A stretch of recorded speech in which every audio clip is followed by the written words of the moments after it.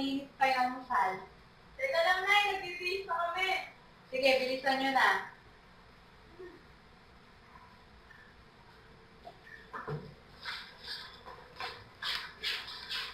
Tingnan na naman, Nay. Nakapon, tuyo na tapos, Nay. Tingnan mo. Di lang kahapon. Araw-araw tuyo.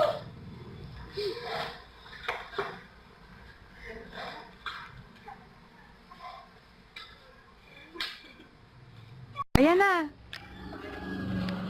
Alam mo, buti pa siguro kayo na ako masarap yung kinakain. Oo nga, tapos ang almusal tapos ubing kinabukasan. Eh, tayo. Puro tuyo araw-araw. Iyaw mo. Hi, Nay. Kumusta naman ang school? Siguro, Nay, bukas iba na lang yung almusal namin.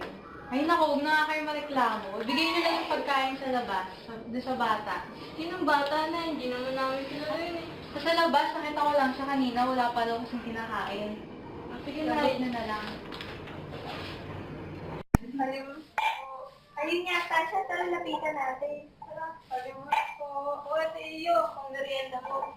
Maraming salamat po ha. Gutom na talaga ako eh. Malaking tulong to.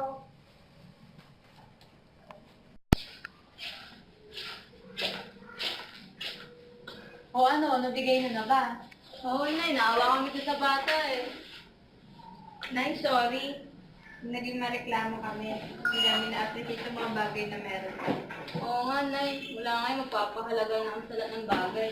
Sige, baka maiyak pa kayo. Bukas, paghahanda ko kayo ng pancake with strawberry syrup with hot chocolate. Wow, ang sarap. Yun know?